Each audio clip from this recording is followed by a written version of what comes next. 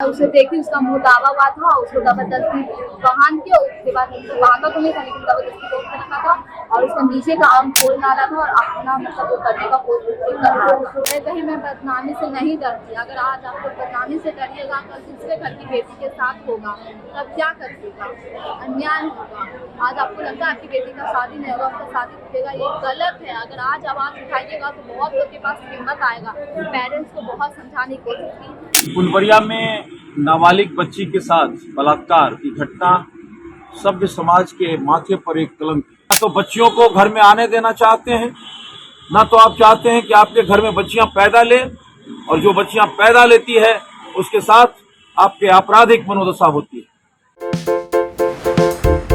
आप देख रहे हैं केवल सच। बहन रिचार्ज करा के आ रही थी नेट भरा की दुकान से, उसे वहाँ पे बोला गया है कि तुम छत पे आओ ना, छत पे आओ।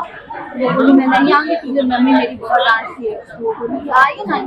वो अंकल बोलती तो अंकल की समझ के वो चली गई, उसे लगा कुछ देंगे वो मुझे, लेकिन आई बोलने के लिए दीदी चांद बहुत सुंदर निकला, चलो ना चांद देखने। मैं बोली मैं चांद देखने नहीं जाऊँगी। वो चली गई। उसके बाद मेरा भाई बोला दीदी मेडिकल वाले अंकल, मेडिकल का दुकान है उसका वाला मेडिकल है, तो मेडिकल वाले के नाम से ज्यादातर जाना जाता है। ये मेरा भाई आके बोला मुझे कि दीदी क्या कहता है, दारू दीदी को ना, मतलब उसका घर का नाम दारू, उससे ना मेडिकल वाले अंकल बोले तुम छत पे आओ ना, छत पे आओ, तुमसे काम है।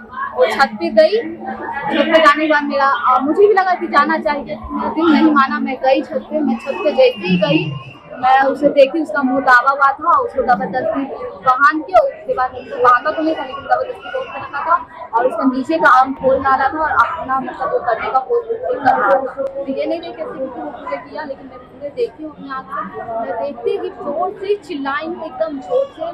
वो उठ गया और मेरी बहन मेरे पीछे आके रोने लगी, बोली दीदी बहुत जबरदस्ती से कर रहा था, बहुत तकलीफ हो रहा था, बहुत रोने लगी।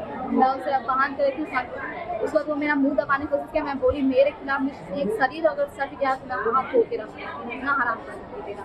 वो चला गया। फिर मैं रोने लगी तो वो फिर आया। फिर आने के बाद मुझे बोला प्लीज़ किसी को मत बताइएगा।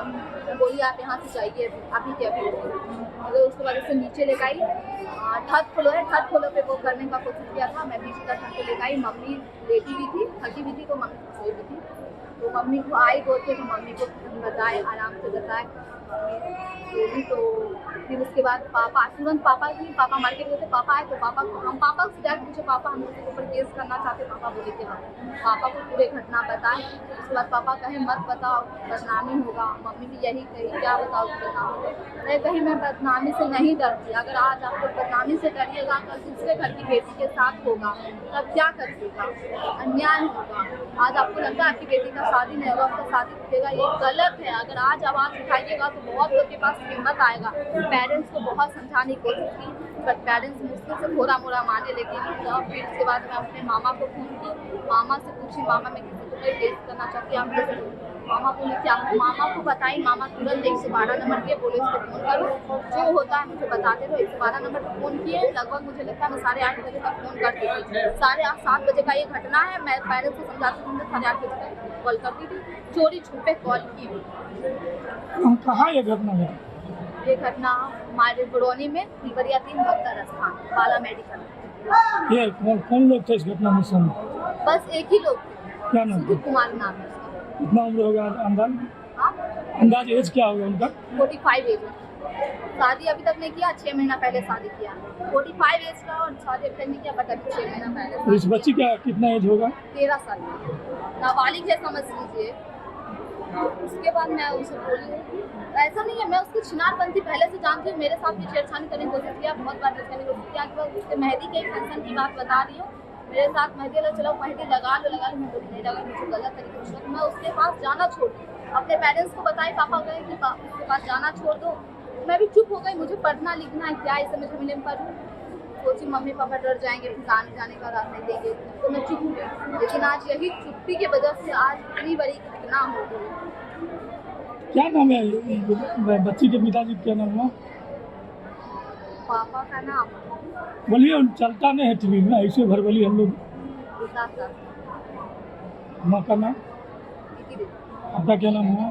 फुलबरिया पुलिस स्टेशन को ये खबर मिली थी डायल 112 के माध्यम से। तुरंत डायल 112 की गाड़ी वहां पहुंची थी और पीड़ित बच्ची को मेडिकल के लिए ले जाया गया है, उसको मेडिकल कराया गया, वो ठीक है। उसके फर्द बयान पे पॉक्सो की सुसंगत धाराओं में केस दर्ज हो गया है। इसमें जो अभियुक्त है वो लड़की का पड़ोसी ही है और जांच में ये बात पता चली है, जैसा कि लड़की ने बताया, कि इसने उसको बुलाया था छत पे और बुलाने के बाद उसके साथ गलत काम किया। क्योंकि बच्ची नाबालिग है, बहुत ही गंभीर घटना है ये, तो पॉक्सो एक्ट की धाराओं में केस दर्ज हो गया है। और ये जो अभियुक्त है, चूंकि बगल का ही है, ये मेडिकल की दुकान भी चलाता था, इसी बहाने ये जब आती थी बच्ची वहां सामान लेने, तो उसको इस प्रकार से इसने जान पहचान करके इस टाइप की हरकत इसने की है। तो इसकी गिरफ्तारी के लिए टीम गठित कर दी गई है एसडीपीओ टेंगड़ा के नेतृत्व में। इसके भाई को भी हिरासत में लेके पूछताछ की जा रही है और जल्द इसकी गिरफ्तारी होगी और इसमें हम लोग इन्वेस्टिगेशन पूरा करके जल्द चार्जशीट करेंगे। और ऐसे मामलों को हम लोग स्पीडी ट्रायल में ही रखते हैं और इस साल ऐसे मामलों में रिकॉर्ड संख्या में सजा हुई है पॉक्सो के मामलों में। तो मुझे पूरा भरोसा है कि बहुत जल्दी इस व्यक्ति को भी हम लोग जो कठोर से कठोर सजा है पॉक्सो एक्ट के तहत वो दिलवा देंगे। फुलवरिया में नाबालिग बच्ची के साथ बलात्कार की घटना सभ्य समाज के माथे पर एक कलंक।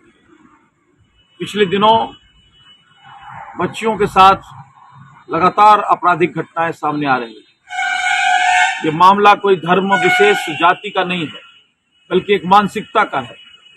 और बेगूसराय में पिछले दिनों यदि 2 महीने के घटनाक्रम को देखा जाए तो लगातार छोटी बच्चियों पर अपराध बढ़ रहे हैं। उनके साथ बलात्कार हो रहा है, उनका अपहरण हो रहा है, उनको अपहरण करके शादी के लिए या अन्य कारणों से उनका अपहरण हो रहा है। हम लोगों से निवेदन करना चाहते हैं और कहना चाहते हैं कि आप माता दुर्गा की पूजा करते हैं, आप समृद्धि के लिए लक्ष्मी की पूजा करते हैं, आप ज्ञान के लिए माँ सरस्वती की आराधना करते हैं, लेकिन न तो बच्चियों को घर में आने देना चाहते हैं, न तो आप चाहते हैं कि आपके घर में बच्चियां पैदा ले, और जो बच्चियां पैदा लेती है उसके साथ आपके आपराधिक मनोदशा होती है। ये परिस्थिति समाज के लिए खतरनाक है। इसीलिए हम समाज से भी आग्रह करते हैं, ऐसे तमाम लोग जो छोटी बच्चियों के साथ बलात्कार के दोषी हैं और जो इस अपराध में संलग्न हैं, उनका सामाजिक बहिष्कार किया जाए और उन्हें जिला प्रशासन सख्त से सख्त कार्रवाई करे। मेडिकल करवा रहे हैं, आप लोग देख रहे हैं, आप लोग सब देख ही रहे हैं ना। इसके अलावा मैं अभी क्या बताऊं, मेडिकल जांच का जो आएगा उसके बाद ये आगे हो क्या है, हमें जाना है 164 का बयान कराना है, 161 के बयान के आधार पर ये सब केस होने के बाद किया। इसके आगे हम क्या बोले आपको, आप जाइए हमारे वरीय पदाधिकारी सबसे पूछिए क्या घटना के जान है। मेडिकल करवा रहे हैं, आप लोग देख रहे हैं, आप लोग सब देख ही रहे हैं ना। इसके अलावा मैं अभी क्या बताऊं, मेडिकल जांच का जो आएगा उसके बाद ये आगे हो क्या है, हमें जाना है 164 का बयान कराना है, 161 के बयान के आधार पर ये सब केस होने के बाद किया। इसके आगे हम क्या बोले आपको, आप जाइए हमारे वरीय पदाधिकारी सबसे पूछिए क्या घटना के जान